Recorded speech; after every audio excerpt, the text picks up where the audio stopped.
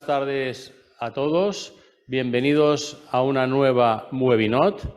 Aquí tengo el placer y el gusto de presentaros a mi amigo y compañero, notario desde el año 1995, Jesús Gómez Taboada.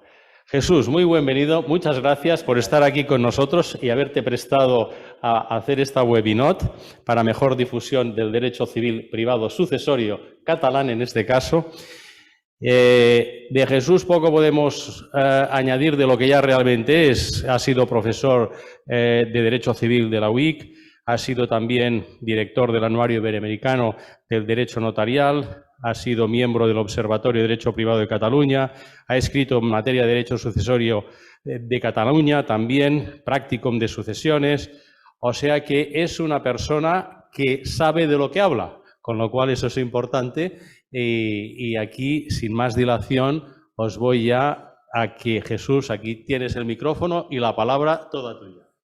Como quieras, si quieres decir algo o quieres ir directamente. No, muchas gracias y voy directamente. Muy bien, Jesús, pues venga, gracias a ti. Muchísimas gracias, Albert, por esta presentación. No solo será derecho civil catalán, será derecho civil español en general, porque la materia lo requiere. Muchas gracias por la presentación, muchas gracias al Colegio Notarial, especialmente a su decano, que me pidió una intervención.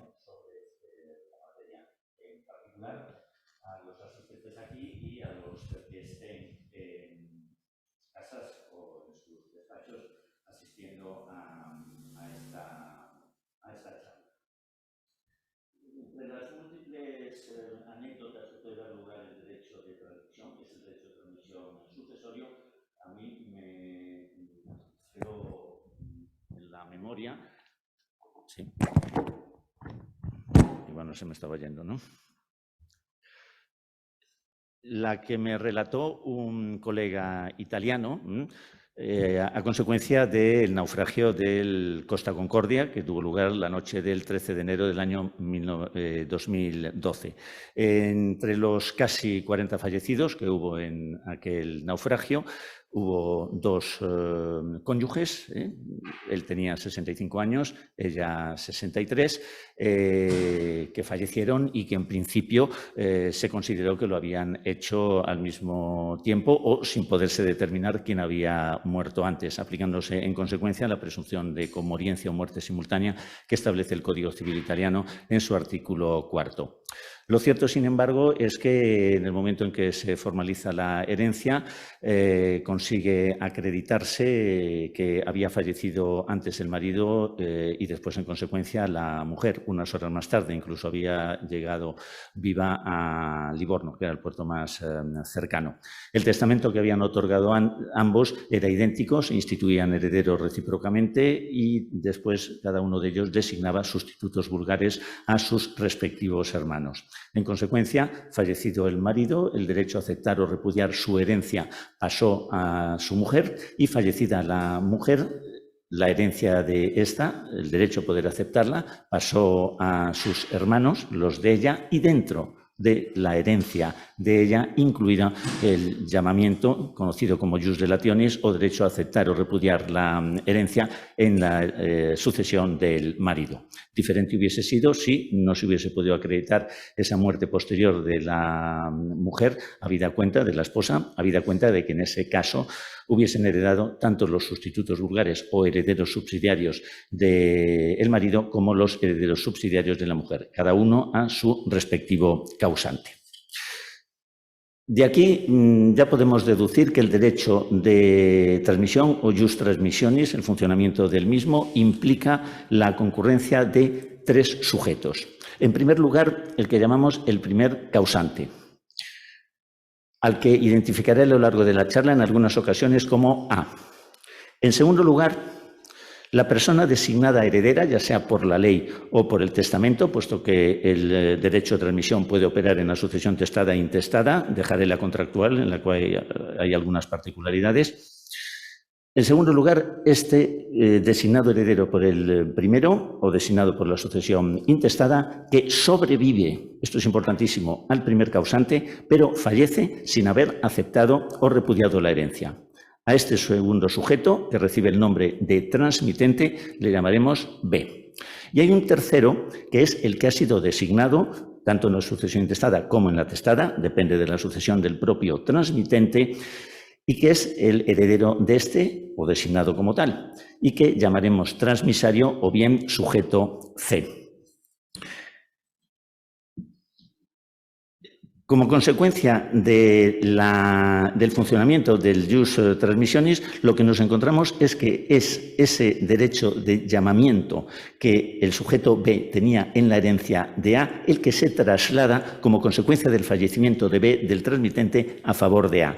Y lo que tendrá es, en primer lugar, el llamamiento a la herencia de su causante directo, que sería el transmitente B, y si acepta la herencia de esto es indispensable, pasaría a poder aceptar o repudiar la herencia de A. Lo que no es posible de ninguna manera es repudiar la herencia del segundo causante, puesto que en ese caso ya no se tiene la llave para poder acceder a la herencia del primero de los causantes. Es posible que este efecto se produjera sin necesidad de que el ordenamiento jurídico lo dijese explícitamente y que se entendiera que el derecho de acceder a una herencia, en este caso B a la herencia de A, formase parte de la herencia de B, toda vez que el artículo 659 del Código Civil Español, el 411.1 del Código Civil de Cataluña, nos dice que la herencia comprende todos los bienes, derechos y obligaciones de una persona que no se extinguen con su muerte. Sin embargo, tanto el Código Civil Español como el de Cataluña y otros como el italiano, y ahora me refiero también a otros dos códigos españoles, recogen explícitamente el derecho de transmisión. El artículo 1006 del Código Civil nos dice, en un alarde de síntesis, que por muerte del heredero sin aceptar o repudiar la herencia, pasará a los suyos el mismo derecho que él tenía. Y en términos parecidos se manifiesta el Código Civil de Cataluña, si bien puntualiza que el heredero no es todavía heredero, sino que es llamado, puesto que recordemos que B sobrevive a A, pero muere sin haber aceptado o repudiado la herencia, con lo cual, en sentido estricto, todavía no es heredero. Dice el artículo 461.13 del citado Código catalán que si el llamado muere sin haber aceptado ni repudiado la herencia deferida, el derecho a suceder mediante la aceptación de la herencia y el de repudiar se transmiten siempre a sus herederos. En parecidos términos se pronuncia el artículo 354 del Código Foral aragonés del año 2011 y también la Ley 318 de la compilación navarra. ¿Por qué tratar ahora el derecho de transmisión? ¿Por qué el decano del Colegio Notarial de Cataluña encarga hablar del derecho de transmisión y no del derecho de acrecer, la sucesión intestada, las reservas o cualquier otra institución de derecho sucesorio o de derecho civil? Hay que anticipar que el derecho de transmisión tradicionalmente ha dado lugar a dos interpretaciones, una que llamaremos clásica y otra moderna. La clásica lo que dice es que una vez que C, el transmisario, acepta la herencia de B y dentro de la de B la de A, el patrimonio de A se incluye dentro del de B y el de B conjuntamente con el de A se transfieren en una suma global a favor del transmisario, de C. De modo que C directamente solo sucede al transmitente y no lo hace al primer causante. Sin embargo, la llamada tesis moderna lo que considera es que una vez aceptadas ambas herencias, sucede A directamente a B, pero también directamente en una sucesión distinta que pasa por arriba, como si fuese una especie de estrella fugaz que tiene que ser vista por el transmitente ya muerto, sin que esos bienes se integren en el patrimonio de B. Las cosas tradicionalmente en España se cursaban a través de la tesis tradicional. Sin embargo, una sentencia del Tribunal Supremo, que es la causa remota de la situación en la que actualmente nos encontramos, de 11 de septiembre del año 2013, lo que establece es que la interpretación correcta, sentando además doctrina jurisprudencial, es la tesis moderna, de modo que una vez que C, el transmisario, hace sus dos aceptaciones, sucede directamente por una parte a B y sucede en una sucesión diferente a A. Esto también tiene, como enseguida veremos, una serie de repercusiones fiscales o tributarias a que más adelante me referiré. El problema es que no fue seguido ese criterio jurisprudencial por parte de la Dirección General de los Registros y del Notariado. Y entonces hay una discrepancia entre la jurisprudencia del Tribunal Supremo y la Dirección General de los Registros y el Notariado, y además el Tribunal Supremo, en sentencias de índole tributario por parte de la Sala Tercera Contencioso-Administrativa, sí que se ha adscrito a la tesis del Supremo en la Sala Civil. Esto ha dado lugar a una profusión de artículos, ensayos, intervenciones escritas en blogs, que podemos considerar que hoy el derecho de transmisión es prácticamente un subgénero dentro del género de la literatura jurídico-civil. Y tengo que citar a algunos, puesto que sin las lecturas a que enseguida me referiré, no hubiese sido posible ordenar un poquito, al menos mi estructura de lo que es el derecho de transmisión en la actualidad, teniendo en cuenta las contradicciones habidas. Porque este subgénero literario ha desembocado además especialmente en títulos y textos bastante agudos. Carlos Pérez Ramos, el notario de Madrid, el notario siglo XXI, inicia su artículo con el título ¿Qué le pasa a la Dirección General con el derecho de transmisión?, aunque concluye señalando que la pregunta debería dirigirse más bien al Tribunal Supremo. ¿Qué le pasa al Tribunal Supremo con el derecho de transmisión? Retomando o cogiendo ese guante, Ricardo Cabanas, en la misma revista, titula su artículo ¿Qué le pasa a la Administración tributaria con el derecho de transmisión? O mejor, ¿qué le podrá pasar cuando descubra qué dice ahora la Dirección General sobre el derecho de transmisión? A Vicente Martorell le debemos, en Notarios y Registradores, una brújula fabulosa sobre esta materia titulada ¿Cómo sobrevivir al derecho de transmisión?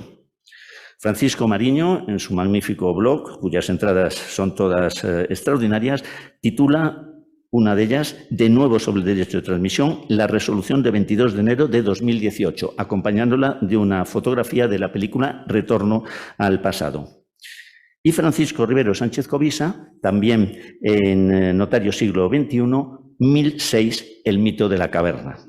A este autor le debemos, por otra parte, lo que es el auténtico vademecum o Biblia sobre la materia, titulado El derecho de transmisión, nemo dat quod non habet, que ya con ello anticipa su simpatía por la tesis moderna, y que es un libro en el que trata absolutamente todo en la materia sobre el jus transmissionis. No puedo dejar de citar tampoco, en el ámbito catalán, a José Antonio García Vila, a los comentarios en Indret de Miriam Anderson y también el trabajo de César Carlos Pascual de la Parte. En el ámbito tributario, muy importantes los artículos de Joaquín Cejalvo, que en paz descanse, de Máximo Javier Juárez y también de José Vázquez Moreno, que en su blog Top Tributes ha seguido a pie de obra cualquier movimiento que ha habido en la doctrina y en la jurisprudencia sobre el derecho de transmisión.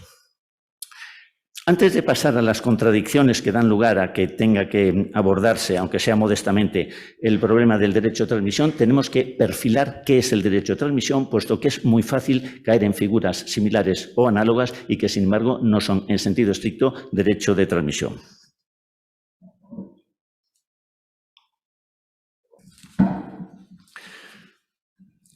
Voy a repetir, es indispensable que el primer llamado a la herencia, es decir, B, sucesor llamado a la herencia de A, sobreviva a A y fallezca sin haber aceptado o repudiado la herencia. Esto lo que hace es excluir aquellos casos en los cuales ha muerto antes, lo que se suele decir A, premuerto.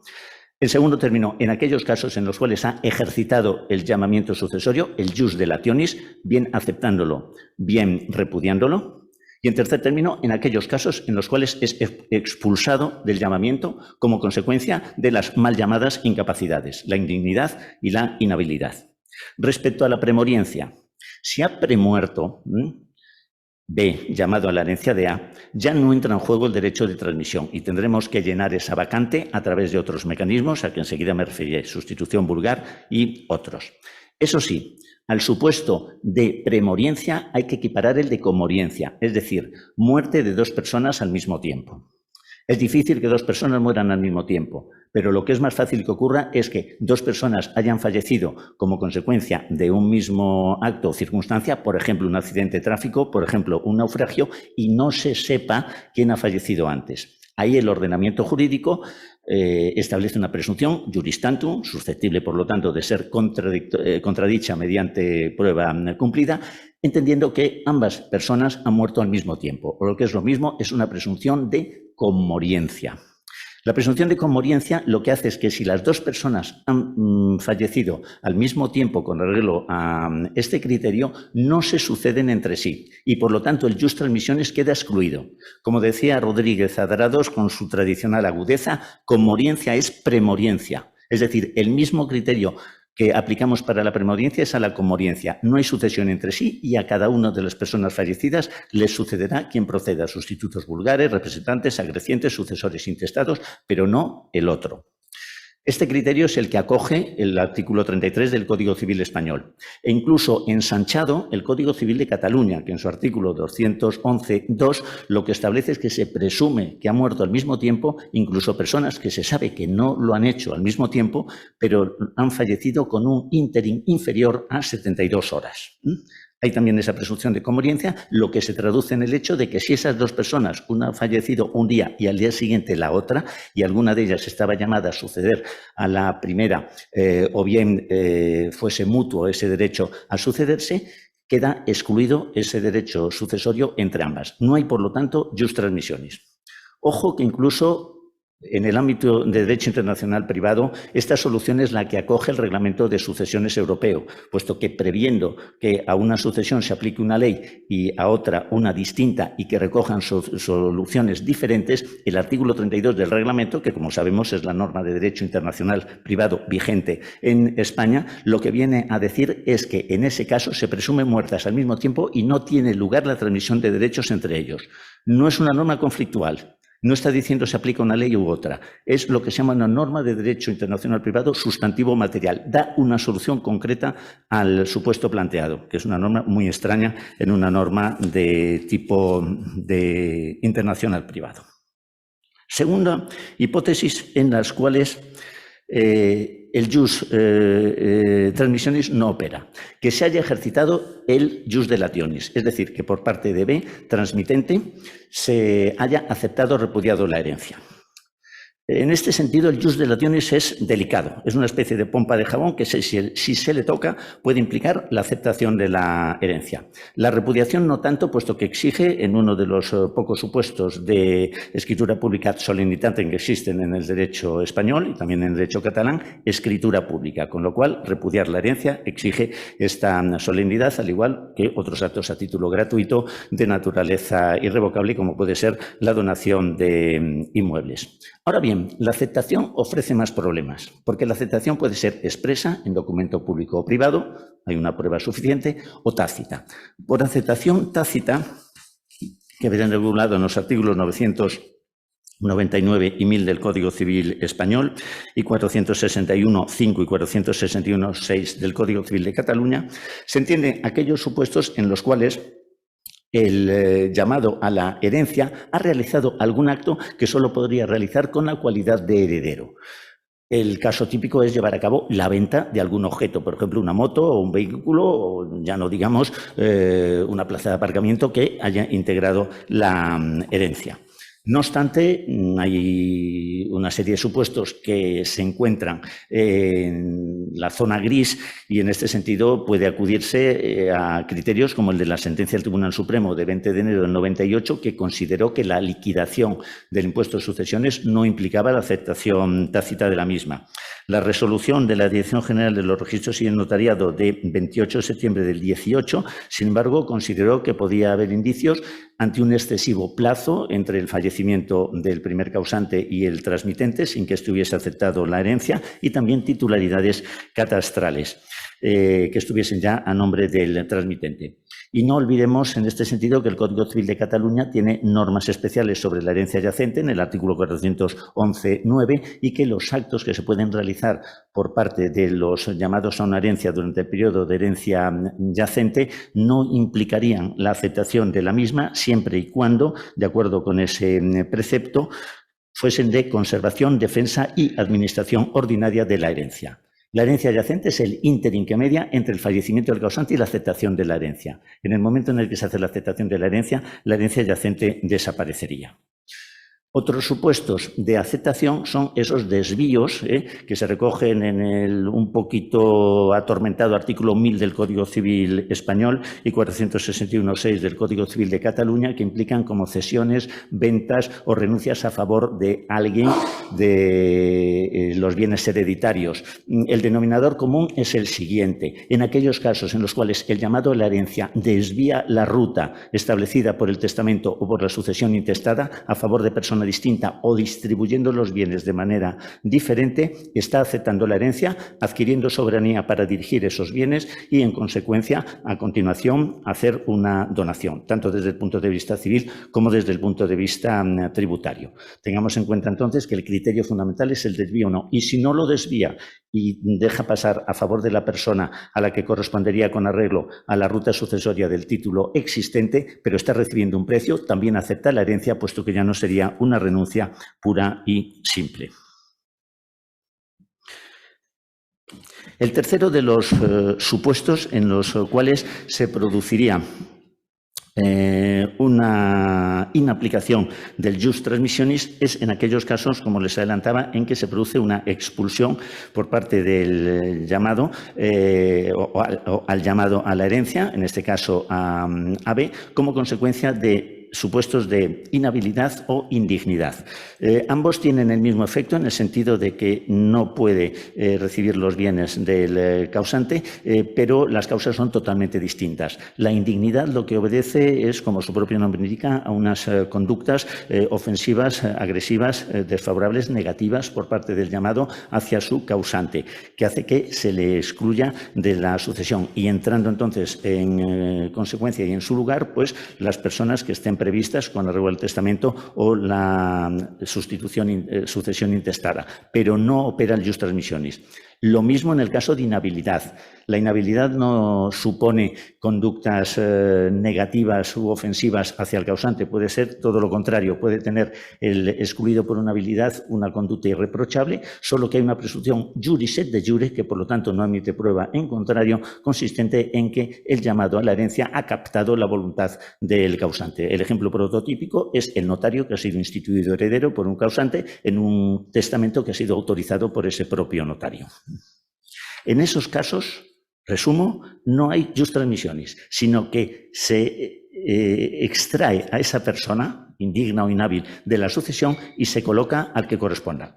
No es de todos modos unánime como en casi ninguna materia, como dice el profesor José Luis Argudo del jus transmissionis, en que indica él prácticamente todo es opinable, puesto que hay quien dice que podría haberlo, pero es doctrina minoritaria y no me detendré en ella.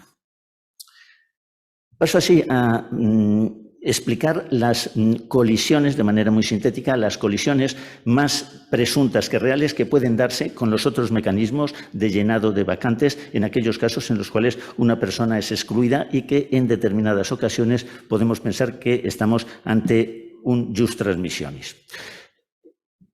Primero, la sustitución vulgar. La sustitución vulgar opera cuando el testador nombra un segundo heredero para que herede en vez del primero.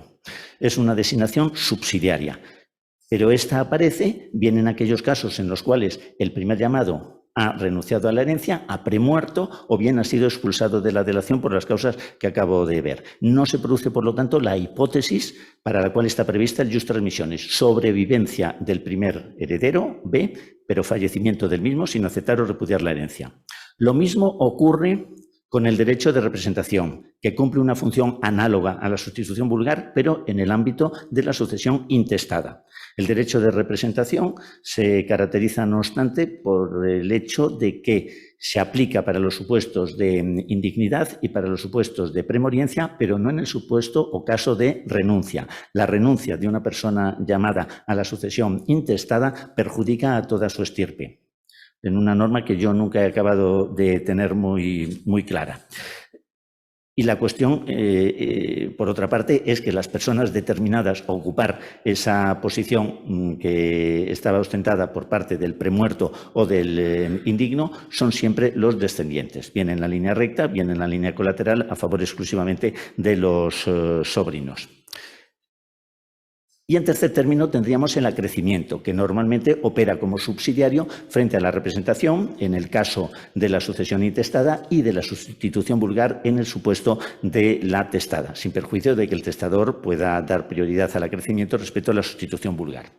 También cabe la posibilidad de incluir, como subraya Vicente Martorell, lo que se llama la cláusula jus transmissionis, y en algunos testamentos todos la hemos visto. Es decir, una cláusula que se indica que el sustituto vulgar actuará o entrará en juego no solo en los casos de premoriencia, en los casos de indignidad, inhabilidad o en los de renuncia, sino también en aquellos supuestos en los cuales haya fallecido sin aceptar o repudiar la herencia. Y él propone dos modelos de que ese plazo de que haya fallecido sin aceptarla o repudiarla pueda ser de 20 días o pueda ser de 6 meses, pensando sobre todo en el periodo de tiempo previsto para la liquidación del impuesto sobre sucesiones. Por último, si como consecuencia de la aplicación de la sustitución vulgar o el acrecimiento en la sustitución testamentaria no encontramos a ningún heredero voluntario designado por el testador, hay que abrir la intestada, pero no se llama al transmisario. No se llama al transmisario, puesto que este transmisario solo tendría derecho a recibir la delación del transmitente y dentro de ella la llamada al primer causante en aquellos supuestos en los cuales heredero del transmitente, si lo será, perdón, lo que no será es heredero del primer causante, habida cuenta de que se ha producido una vacante bien previa al fallecimiento por premoriencia o bien por renuncia, pero no la hipótesis para la cual está prevista el jus transmissionis. En consecuencia, si en el título voluntario no encontramos a ese heredero, se abre la sucesión intestada, pero no se llama al transmisario. Y en el caso de la intestada directa, porque no hay título sucesorio voluntario, pues habrá que desembocar en el último que corresponda. En Cataluña, pues en la Generalitat, en el Estado, en la administración correspondiente. Paso ya ahora al estudio de las dos tesis que son las que han dado lugar al enredo o maraña que hoy tenemos con el derecho de transmisión. Las recupero sucintamente. La tesis tradicional o clásica lo que entiende es que el transmisario, es decir, C, una vez que ha aceptado la herencia de B y la de A, sucede directamente al segundo causante, es decir, a B, pero con todo el patrimonio, no solo el de B en sentido estricto, sino también el de A, entendiendo que el patrimonio de A cae en el de B y de B se traslada a C en su conjunto. La tesis moderna, sin embargo, lo que considera es que una vez que se ha producido esa doble aceptación por parte de C, transmisario, recibe bienes totalmente separados, como si fuesen el aceite y el agua, de B y de A.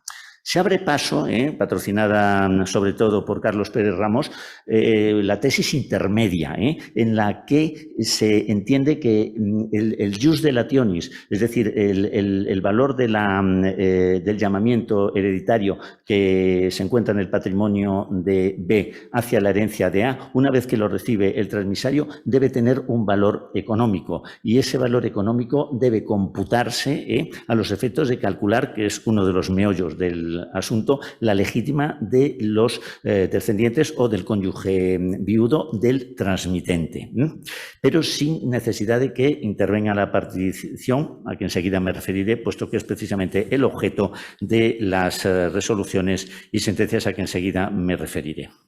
Los efectos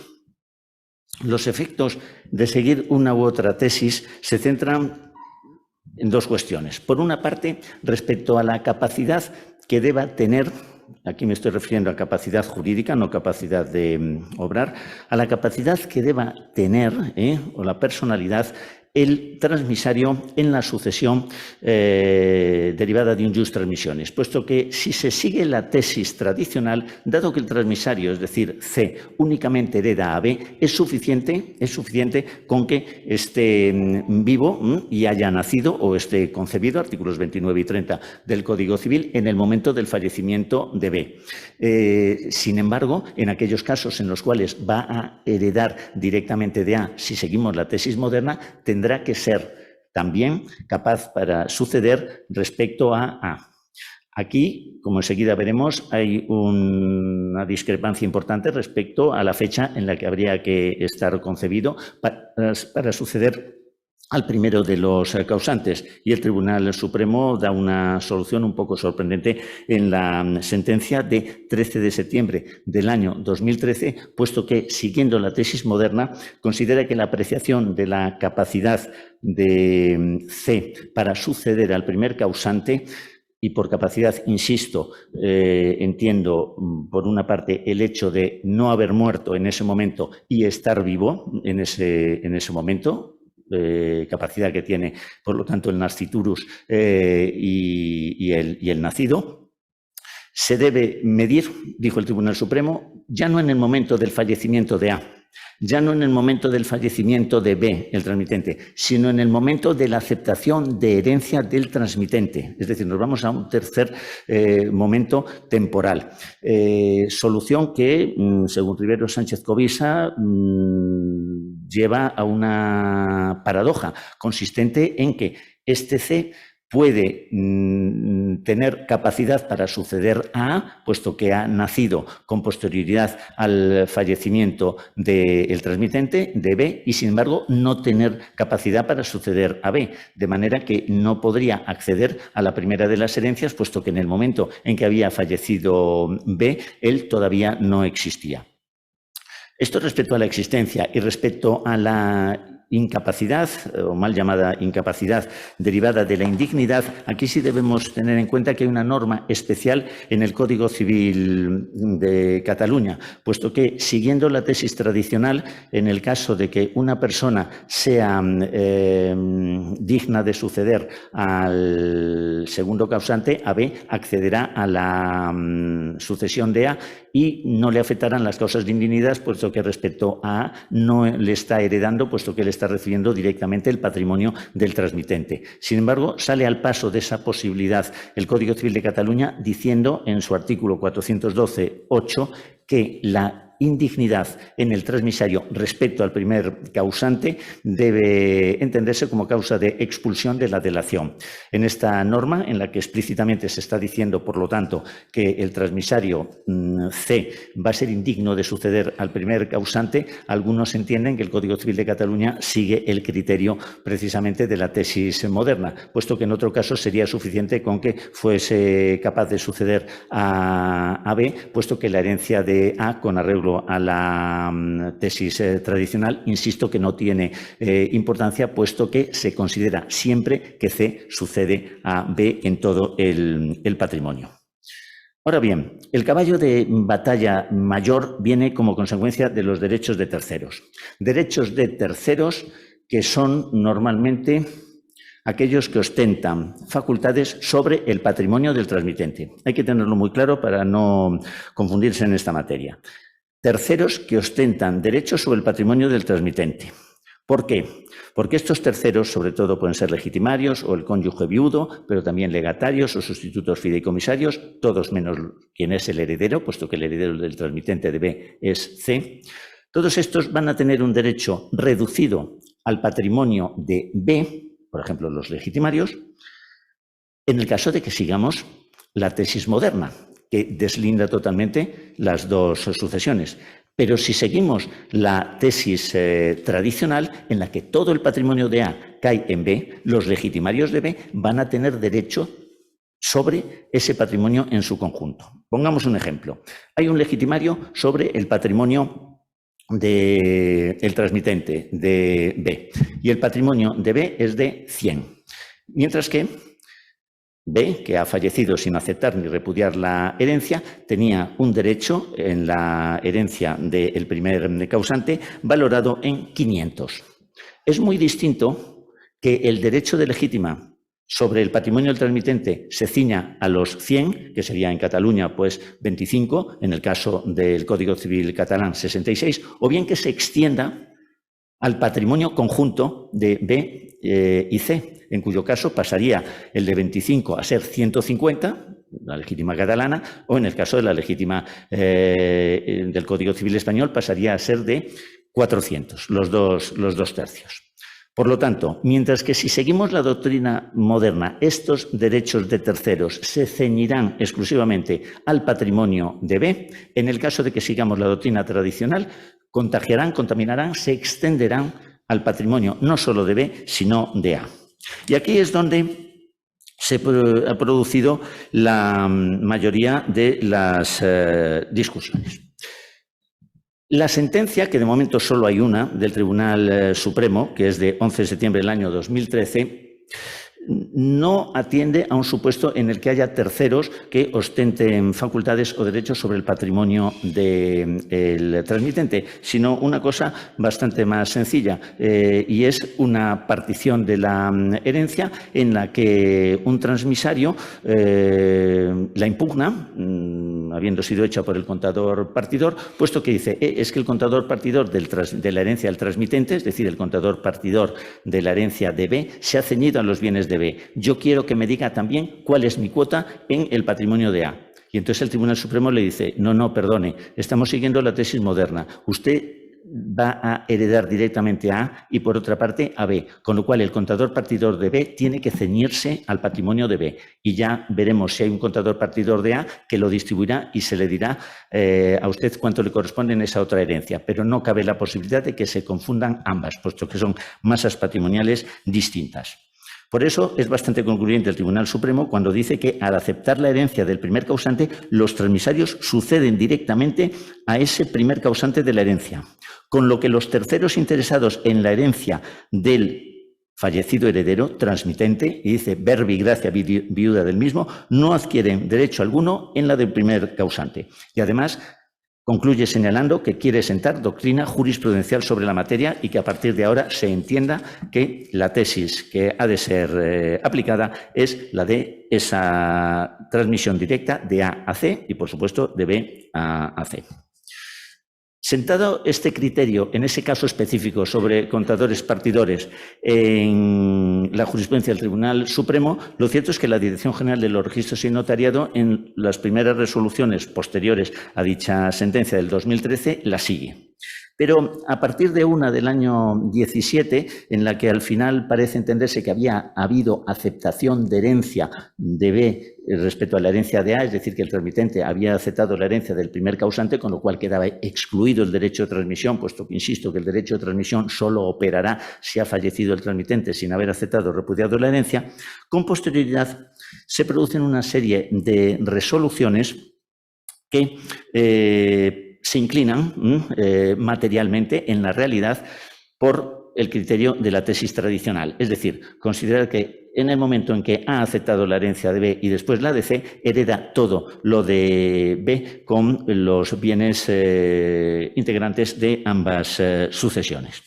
Y así, la primera de esta retahíla es la de 22 de enero del año 18, en la que dice que los transmisarios son llamados a la herencia del primer causante porque son herederos del transmitente, para lo cual es inevitable considerar en qué términos se les ha llamado, ya sea voluntariamente en testamento, por ley o también vocación ab intestato forzosa.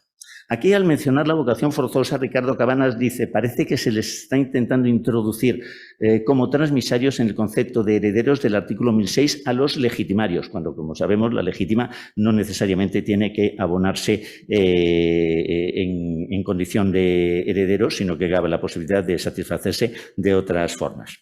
Insiste que el conjunto patrimonial activo y pasivo del primer causante deben recaer en la masa patrimonial del transmitente. Y como corolario, los legitimarios, en aquellos supuestos en los cuales la legítima sea pars bonorum, no en el caso de Galicia o Cataluña, que es una legítima pars valoris, pero sí habrá que tener en cuenta ese patrimonio para computar las legítimas, decía que los legitimarios, o el cónyuge superstite, que también el Código Civil Español es legitimario, tienen que intervenir en la partición. Otro supuesto distinto, pero que da pie a argumentar que ambas herencias de algún modo se fusionan, la soluciona la resolución de 12 de marzo del 18. Este caso es diferente, puesto que lo que se había producido era una aceptación por parte del transmisario de la herencia del transmitente, pero una vez que tiene la llave de acceso a la herencia del primer causante, la repudia. Y entonces, al repudiarla, los legitimarios del transmitente, perjudicados porque su patrimonio queda ceñido o limitado precisamente al del transmitente y no puede extenderse a los del primer causante, puesto que el transmisario lo ha repudiado, deciden o se les habilita para poder ejercitar la acción del artículo 1001 del Código Civil Español. El 1001 del Código Civil Español nos dice que si el heredero repudia la herencia en perjuicio de sus propios acreedores, podrán estos pedir al juez que los autorice para aceptarla en nombre de aquel. Le atribuye entonces a los legitimarios aquí, aunque sean legitimarios per bonorum, la posibilidad de actuar de esa forma y computar el patrimonio del primer causante para el cálculo de sus legítimas. En Cataluña también tenemos esta acción en el artículo 461.7. Es una acción seguramente más fácil de ejercitar, puesto que sencillamente la repudiación de la herencia por parte de una persona en perjuicio de un deudor, en perjuicio de sus acreedores, sencillamente es inoponible a los mismos. Y no confundamos esta acción del artículo 1001 con la interrogatio injuria del artículo 1005. La del artículo 1005, como saben, del Código Civil Español, es aquella que se dirige por parte de un interesado legitimado a un heredero renuente a manifestarse o sencillamente ignorante también de la acción para que se manifieste que acepta o repudia. Son distintas. Y ya dicho sea de paso, ojo, porque la solución que el artículo 1005 del Código Civil Español da respecto al silencio del que ha sido interpelado, que consiste en la aceptación de la herencia por parte del mismo, es distinta de la del Código Civil de Cataluña, que en su artículo 461.12 presume, sin embargo, la repudiación. Ojo, pues, a ver a qué ley puede estar sometida una sucesión, puesto que las consecuencias serían distintas. La de 25 de abril del año 18, la resolución insiste en que la partición de la herencia debe hacerse con el concurso del cónyuge viudo del transmitente. La partición de la herencia del primer causante, como es natural, la del transmitente nadie lo discute, sino del primer causante, puesto que debe considerarse que ahí se integran esos bienes. Ojo aquí que hay una norma especialísima en Aragón, puesto que el artículo 278 del decreto ley que aprueba el Código Foral establece que los bienes adquiridos como consecuencia de la transmisión del derecho de aceptar o repudiar la herencia quedan sujetos al usufructo de viudedad del cónyuge del transmitente, conforme a lo previsto en otro artículo que es el 354. Es decir, que explícitamente el derecho aragonés extiende el derecho de usufructo no solo a los bienes del transmitente, sino también a los del primer causante. El notario Zaragoza, Adolfo Calatayud, dice que esto no implica necesariamente que se esté ateniendo el derecho aragonés a la doctrina tradicional, sino que era una solución concreta, no dogmática, y que se consideró lo más justa en ese caso concreto. Otra resolución posterior de 11 de abril del año 19 sigue el mismo criterio. Es revocada por la Audiencia Provincial de Valencia en sentencia de 22 de marzo del año 21. Esto es importante porque esta sentencia, a su vez, la resolución fue provocada por un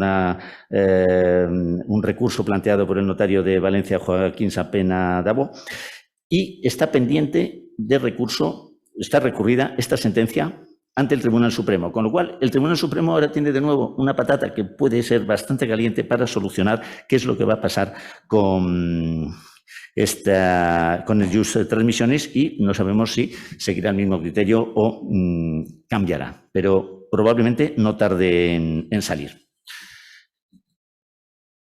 De todas estas resoluciones parece deducirse una cosa. ¿Quiénes tienen derecho sobre ese patrimonio del primer causante, aunque son titulares de facultades sobre el patrimonio del transmitente? Pues personas que son llamadas en virtud de un título legal, es decir, legitimarios como el cónyuge viudo, legitimarios como los descendientes.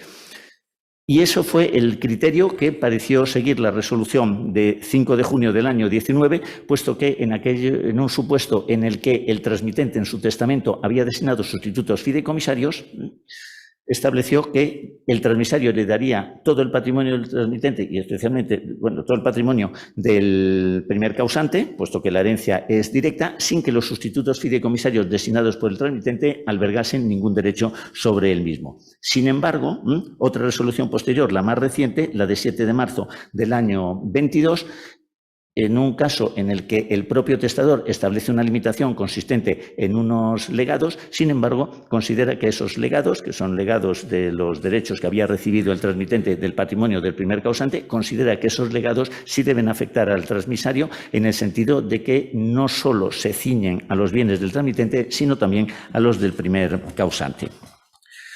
¿Cuál es la situación en Cataluña? La situación en Cataluña es mucho más sencilla porque doctrina de la Dirección General de Entidades Jurídicas y jurisprudencia van de manera coherente. No hay contradicción. Antes de la sentencia del Tribunal Supremo del año 13, otra de 12 de julio de 2012 del Tribunal Superior de Justicia de Cataluña se ciñó a la tesis moderna diciendo que son dos sucesiones totalmente separadas y que, por lo tanto, una vez que el transmisario ha aceptado ambas herencias, sucede por una parte al transmitente y sucede por otra al transmisario, sin que los derechos que puedan ser ostentados por origen legal o voluntario, legítimas, sustitutos fideicomisarios, legatarios, impuestos por el transmitente, afecten en ningún momento a la herencia recibida del primer causante, puesto que este primer causante será sucedido directamente por el transmisario. Y la Dirección General de Entidades Jurídicas de la Generalitat de Cataluña siguió ese criterio en una resolución de 28 de septiembre del año 18. ¿Cuáles son las repercusiones tributarias? Y con esto ya voy concluyendo. Las repercusiones tributarias, con arreglo de la tesis clásica, lo que implican es que había dos transmisiones de unos mismos bienes y los de A pasaban a B y los de B pasaban a C. De modo que habría una primera liquidación por parte de siempre el transmisario, que es el que recibe los bienes, de la sucesión a vida del primer causante al transmitente, y una segunda en la que ya se englobaría la totalidad de los mismos y rigiéndose, lógicamente, siempre por el parentesco correspondiente, la primera de ellas del transmitente respecto al primer causante y, por último, el transmisario respecto al transmitente. Sin embargo, la tesis moderna lo que hace es disociar y, por una parte, hay que liquidar la herencia del transmitente y, por otra parte, hay que liquidar la herencia del primer causante. Este criterio es el que fue acogido por parte del Tribunal Supremo en dos sentencias de la Sala Contenciosa de 29 de marzo del año 19, que ratificó otra de 5 de junio del año 2018. Ambas el ponente es Manuel Navarro Sanchís. Y es muy contundente, puesto que lo que indica es que lo declarado por la Sala Civil de este Tribunal Supremo, que como sabemos lo que había dicho el Tribunal Supremo en aquella sentencia del 13 es, oiga usted, son dos sucesiones separadas y A sucede a B y A sucede a C sucede a A y C sucede a B en dos sucesiones totalmente distintas que no se mezclan. Eso es lo que acoge la Sala de lo Contencioso, diciendo que les vincula, no solo porque ha decidido que se produce una sola transmisión de A a C, sino porque la ley del impuesto sobre sucesiones incorpora elementos y conceptos fiscales fundados a su vez en nociones que han de ser suministrados necesariamente por el derecho civil, sucesión, transmisión, adquisición, para definir las nociones del hecho imponible y del devengo. En consecuencia, desde el punto de vista tributario, se ha recogido la tesis del Tribunal Supremo de la Sala Civil. El problema es que los criterios de la Dirección General de los Registros y del Notariado, aplicados sobre el derecho común, insisten en que las sucesiones deben ir juntas o al menos sumarse lo que es el patrimonio del primer causante al patrimonio del transmitente, con lo cual hay una discrepancia entre lo civil y entre lo tributario que no es fácil de resolver, especialmente cuando el notario se encuentra con la sucesión. Aquí hay soluciones propuestas, como es el caso de los modelos ofrecidos por Vicente Martorell, que indica, pues vamos a hacer comparecer a los legitimarios y que los legitimarios digan que no ostentan ningún derecho sobre la herencia del primer causante, solo sobre las del transmitente. Pero como aquí hay un riesgo de que pueda entenderse que hay una cesión gratuita por renunciar a esa parte que en teoría les correspondería, hay que recurrir a lo que se llama el título material, que lo exigió una resolución del año 19, y ese título material él lo soluciona o ofrece como respuesta que se considere una especie de acuerdo transaccional de carácter obligacional y extrarregistral con la finalidad precisamente de atender a un caso en el que hay una discrepancia entre la jurisprudencia y la Dirección General de los Registros y del Notariado. Otra solución es no hacer comparecer a los legitimarios. Esto en las legítimas que implican un mero derecho de crédito, como la catalana o la gallega, no tiene problemas en cuanto a la aceptación y adjudicación de los bienes hereditarios. Ya podrán reclamar ellos como acreedores. Pero en el caso del Código Civil Español, si no se hace comparecer a los legitimarios negándoles el derecho sobre el patrimonio del primer causante, ojo, porque hay que advertir a los otorgantes, al transmisario, de que esa sucesión de A puede estar afectada a las reclamaciones por parte de dichos legitimarios. Son piruetas y equilibrios que hay que hacer para intentar compatibilizar ambos criterios. Cierro el asunto con el problema de la fecha del devengo. La fecha del devengo del impuesto de sucesiones en aquellos casos en los cuales se aplica, como desde el punto de vista tributario ya está claro que debemos aplicar, la tesis moderna. Es decir, sabemos que el devengo de la sucesión del transmitente se producirá en el momento del fallecimiento de este, como cualquier sucesión. La cuestión es, ¿cuándo se produce el devengo de la sucesión del primer causante? Puesto que el primer causante ha podido fallecer hace muchos años, y si tomamos como hito determinante el fallecimiento, que en principio es la regla general establecida por el artículo 24 de la Ley del Impuesto sobre Sucesiones, parece que deberemos considerarla prescrita si han transcurrido los 4 años y 6 meses así establecidos. Sin embargo, la resolución de la Dirección General de los Tributos y Juego de la Generalitat de Cataluña de 12 de septiembre del año 18 dijo que la fecha del devengo de la herencia del primer causante, que es la que interesa, no debe computarse desde la fecha de su muerte, sino desde la fecha de la muerte del transmitente, momento en el que pudo tener acceso precisamente el transmisario a la herencia del primer causante, puesto que antes no sabía que iba a heredar. Y se apoya en el artículo 24.3 de la Ley del Impuesto sobre Sucesiones, que dice que toda adquisición de bienes y derechos cuya efectividad se halle suspendida por la concurrencia de una condición, término o cualquier otra limitación, únicamente se producirá cuando tales limitaciones desaparezcan, considerando que la limitación del acceso a la herencia del primer causante consiste en la muerte del transmitente, puesto que si muerte el transmitente, el transmisario no tiene la llave para acceder a esa primera sucesión. Esta resolución fue completada por otra nítida de 8 de octubre del año 19, en el que dice que la fecha del transmitente determina no solo la fecha del devengo de la sucesión del primer causante, sino también el grado de parentesco, o sea, con arreglo a esa fecha debe medirse el grado de parentesco, la capacidad o no del heredero desde el punto de vista tributario, por si hay discapacidades, bonificaciones, etcétera. El Tribunal Supremo, sin embargo, recibió 2 consultas, 2 recursos de agencias tributarias regionales y lo zanjó con sendas providencias en las que dice que se rechaza el trámite de los recursos de casación. Las providencias son de 14 de octubre y 6 de noviembre de este año, también el ponente Navarro Sánchez, diciendo que ya había quedado claro en las sentencias a que antes me referí, contencioso administrativo, que la fecha del devengo para liquidar el impuesto de sucesiones del primer causante era la muerte del primer causante y no la muerte del transmitente. Pero el asunto no acaba ahí. El 28 de julio del 22, el Tribunal Superior de Justicia de Cataluña, en una sentencia cuya ponente fue María Abellella Rodríguez, se inclina por la tesis, pero de una manera nítida, de que el devengo de la fecha del impuesto de sucesiones del primer causante es la fecha del fallecimiento del transmitente. Estima el recurso, puesto que considera que el dies a quo tiene una excepción importantísima en el 24.3 de la Ley del Impuesto sobre Sucesiones, que el no ejercicio del derecho a aceptar o repudiar impide la producción del hecho imponible y que, por lo tanto, ese todavía no se ha creado y que ni siquiera hay otro elemento esencial para la exacción del tributo, cual es el sujeto pasivo.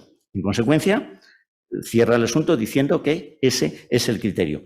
Y ese criterio también lo había seguido una sentencia que la propia sentencia del Tribunal Superior de Justicia de Cataluña cita de Castilla y León, el sede de Valladolid, de 4 de febrero del año 21. Este era un caso parecido, porque claro, un caso parecido, pero el supuesto obedecía a razones distintas, puesto que el caso habitual al que atiende las direcciones generales o la sentencia del Tribunal Superior de Justicia es que lo que aducía el sujeto pasivo es, oiga usted, que desde el fallecimiento del primer causante ya han pasado más de 4 años y medio, con lo cual ha prescrito el derecho, mientras que esta sentencia catalana le daba la razón a la agencia tributaria diciendo no, se computan estos 4 años y medio desde la fecha del fallecimiento del transmitente. En el caso del Tribunal Superior de Justicia de Valladolid era un poquito más sangrante, puesto que liquida el impuesto el transmisario 3 años y medio después del fallecimiento del primer causante, porque su transmitente ha fallecido hace apenas unos meses. Es decir, lo liquida dentro de los 4 años y medio de vigencia desde el momento del fallecimiento y le gira la agencia tributaria entonces una sanción por no haberlo hecho puntualmente. Y él aduce, oiga usted, es que yo no sabía que iba a ser heredero del primer causante hasta que falleciera el transmitente. Y entonces la sentencia del Tribunal Superior de Justicia le da la razón indicando que hay que computarlo desde la fecha del transmitente. Pero estamos en las mismas entonces. Ojo, fecha del fallecimiento del transmitente, que aunque sea el criterio que no sigue el Tribunal Supremo, sí está seguido ya por 2 tribunales superiores de justicia.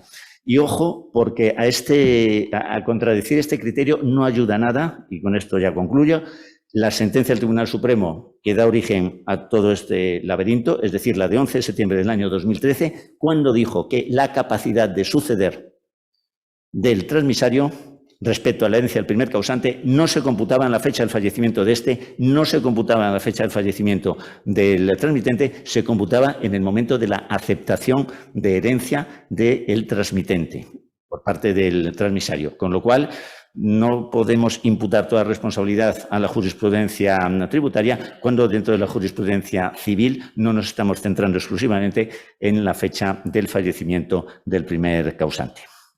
Bien, espero que le hayan sido útiles estas consideraciones y muchas gracias por su paciencia.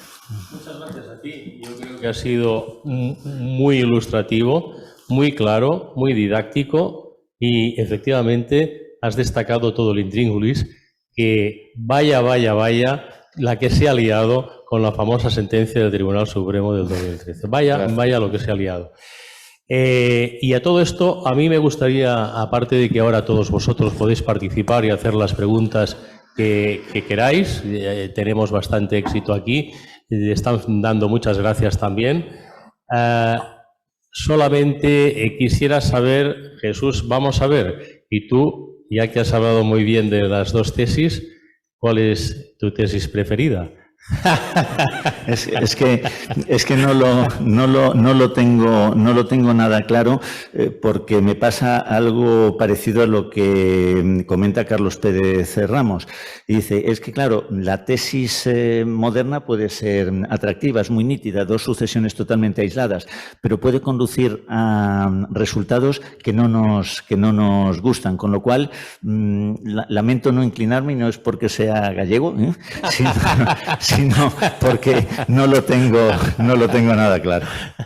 Bueno, yo creo que estaba bien como estaba, y aquello de no tocayo cuando la cosa está funcionando, ¿no? Yo creo que ha sido un poco un invento. A mí la clásica creo que es quizás más acertada con la realidad, porque aquí puede resultar heredero una persona que no había nacido y que no había pensado nunca, el testador en su caso, ¿no?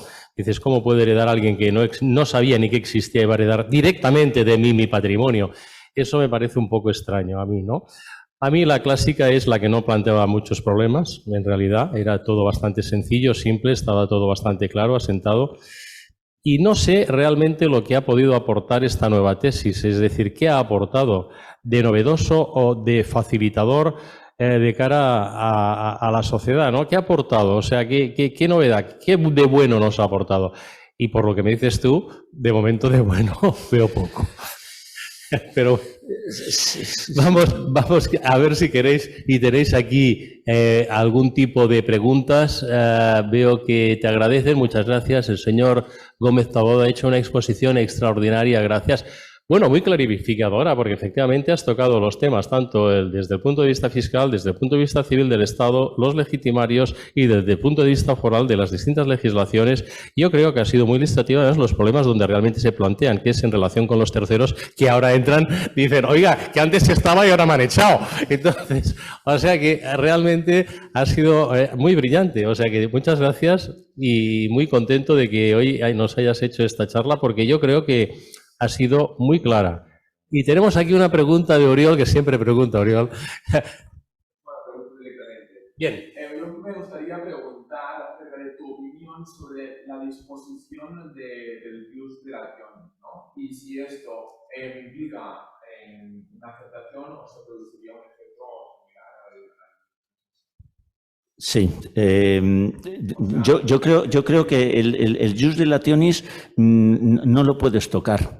Es decir, solo si te mueres, que como dice Ricardo Cabanas es ya una incomodidad especialmente para el muerto, puedes provocar la transmisión del jus dilationis. Pero en el momento en que intentas manipularlo, se rompe, es como un pura sangre de delicado y hay que cuidarle. En ese sentido está el artículo 1000 del Código Civil y el equivalente, que parece que tú trasladas, ¿no?, los derechos a la herencia, ¿no? Pero si los estás trasladando inter vivos, ya lo estás aceptando. La única forma es morirse y que pase a la otra persona. Otra cosa, eso sí, es apartarte totalmente de la línea sucesoria, que es lo que es una renuncia pura y simple, y que vayan los bienes a quien corresponde. Es decir, si tú tienes designado como sustituto vulgar en una sucesión de tu padre a tu hijo y prefieres que pase para tu hijo, tú te apartas y más, te apartas. Eso es lo que hay que hacer y entonces cae en el sustituto. Pero si tú lo que quieres decir, no quiero que solo caiga a mi sustituto, sino también a mi cónyuge, y aceptas y lo transmites, o sea, y lo transmites a los dos directamente, en esa transmisión va embebida, como sabemos, una aceptación, en ese momento te conviertes en dueño de la ruta de los bienes y ya haces un íter distinto de los mismos. No sepas si aceptar o no y no lo quieras decidir y quieras que esta decisión pase a tu heredero, que es al final el hijo. Pues vamos a ver. Eso pasa si la persona dubitativa muere, pasa a su heredero. Y si lo que quiere es que pase al hijo y el hijo, por suerte, es su sustituto vulgar o su único coheredero y no hay sustitutos vulgares designados, pues también. Pero si no puedes manipularlo. No sé si con esto te respondo, pero no, es que no se puede manipular. Y además lo entiendo porque es una especie como de pescadilla que se muerde la cola, pero puedo intentarlo. Bueno, lo puedes intentar solo de estas dos formas. Yo pensé igual. Gracias. Solo otra cosa, en relación con lo que decía Albert, yo creo que la tesis moderna tiene un claro componente de así evitas pagar doble el Bueno, vamos a ver, como dice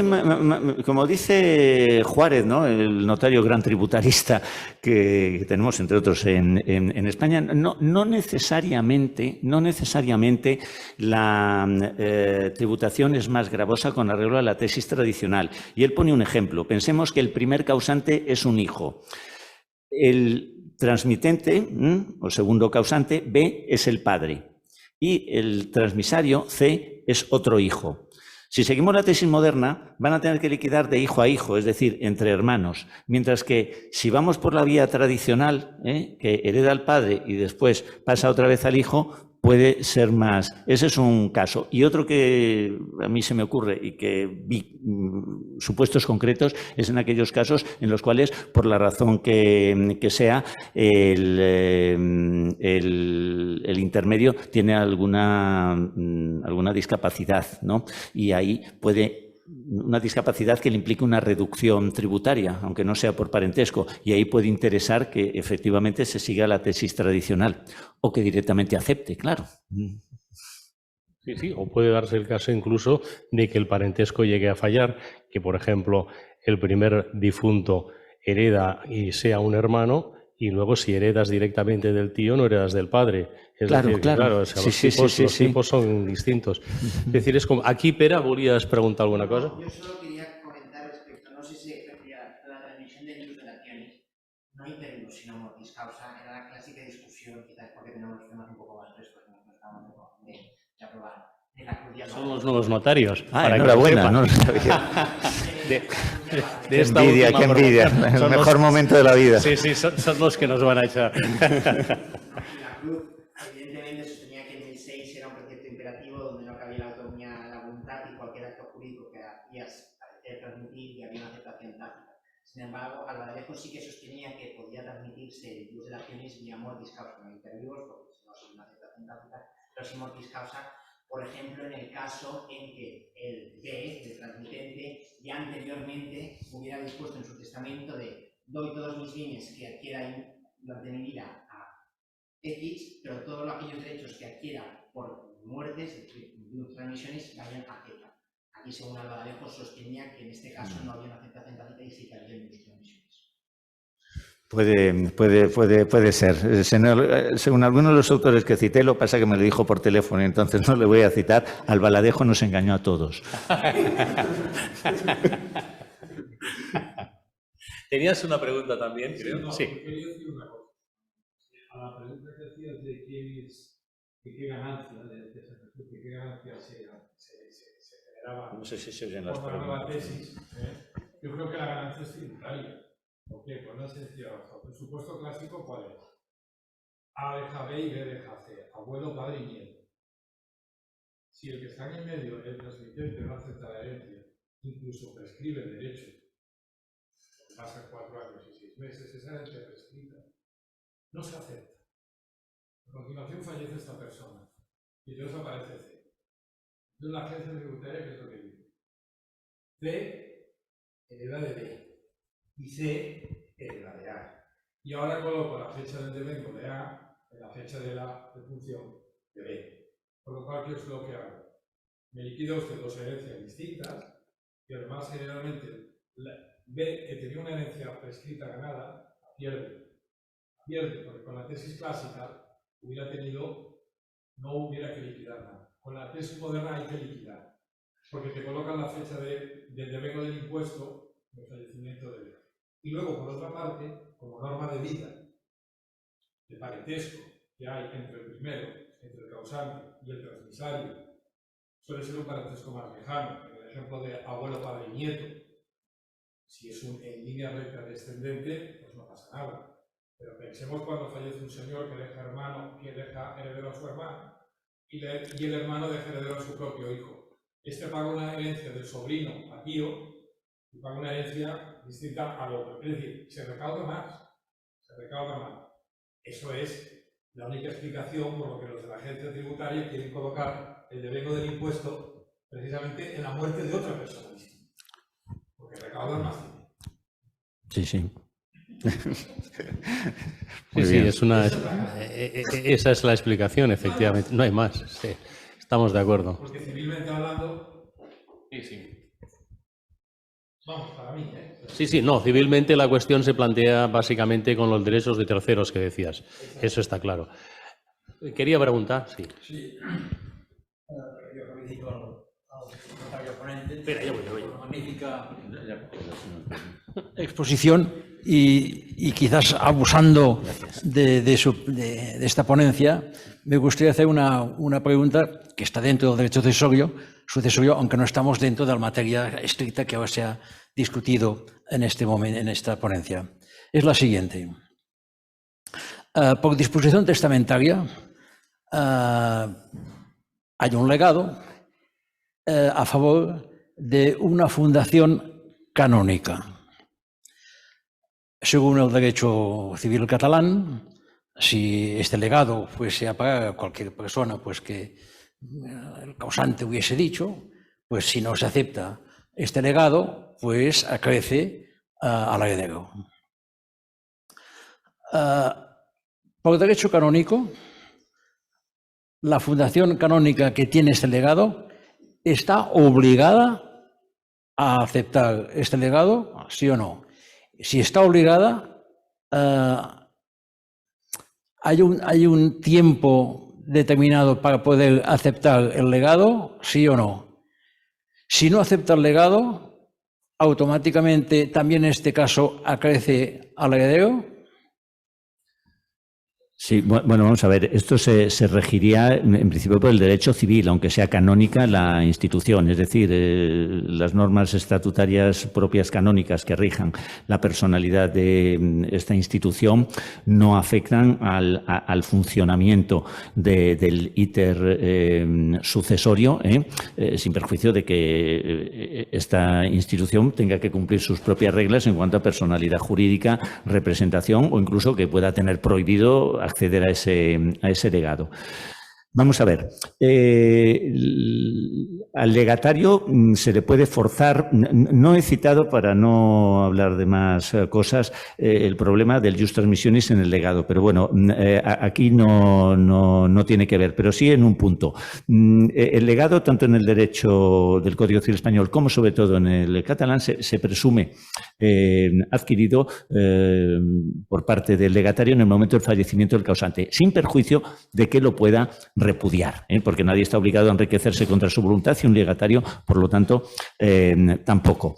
La interrogatio in jure del Código Civil Español o del catalán, en principio no puede dirigirse a un legatario, está previsto solo para el heredero, pero eso no excluye que podamos decir al legatario, oiga usted, manifiéstese por medio de una especie de acta normal, entre comillas, para compelerle a que se decante, y que si no se decanta en un plazo que yo pondría al mismo de la interrogatio, pues que se va a entender que lo renuncia.